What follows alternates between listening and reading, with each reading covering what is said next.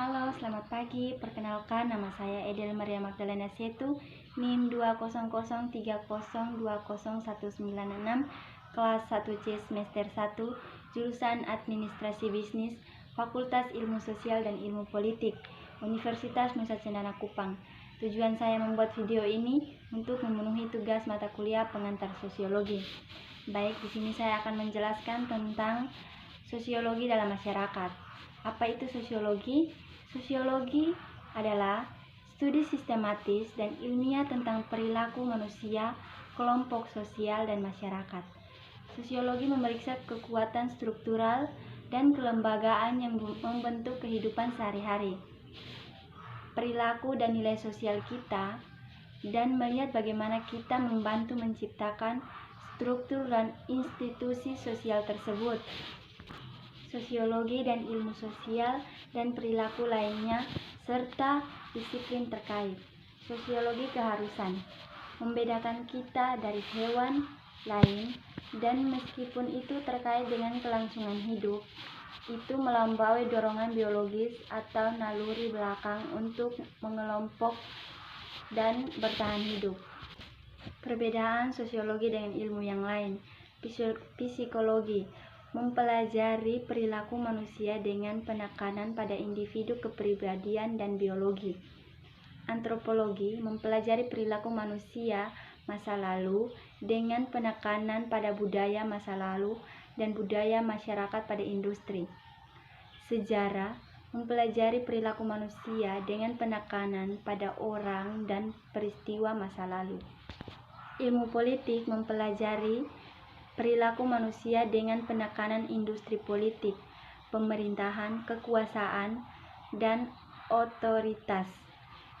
Peradilan pidana, bidang terapan yang menggunakan teori sosiologi dan kriminologis untuk menjelaskan pencipta, penyebab, pengendalian kejahatan.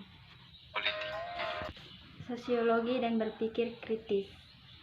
Berpikir secara sosiologi adalah bentuk berpikir kritis yang melibatkan penilaian ide, pernyataan, masalah pribadi versus masalah.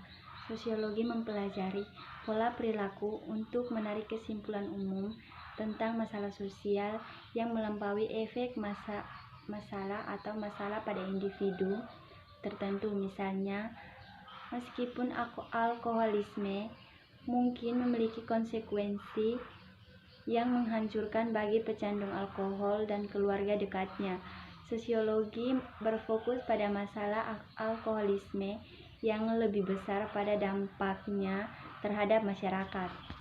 Memahami kehidupan dalam masyarakat global. Global mencangkup pada terkaitan di antara orang-orang di seluruh dunia. Ini adalah proses di mana barang, informasi, orang, uang, komunikasi, mode, atau bentuk budaya lainnya bergerak melintas batas negara.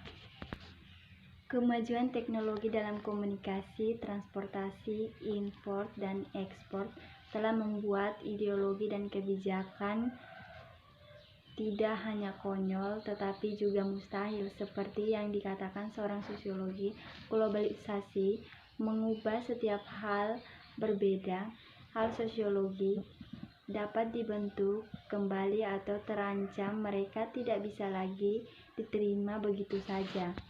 Mengenali keberagaman, kita harus menyadari bahwa masalah sosial yang kompleks tidak dapat dilihat secara sederhana.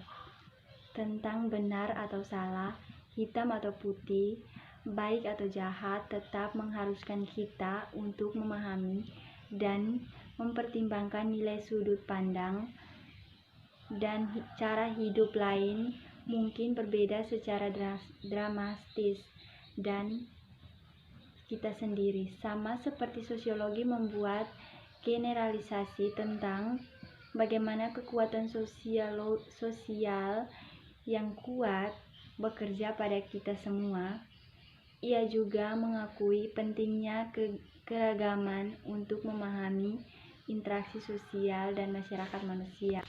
Sosiologi Sosiologi dan berpikir kritis. Berpikir secara sosiologi adalah bentuk berpikir kritis yang melibatkan nilai, ide, pertanyaan, dan informasi secara objektif. Ini merupakan pendefinisian masalah, melihat di bawah permukaan ide yang dipegang, mempertanyakan asumsi, menganalisis bukti secara logis dan sistematis,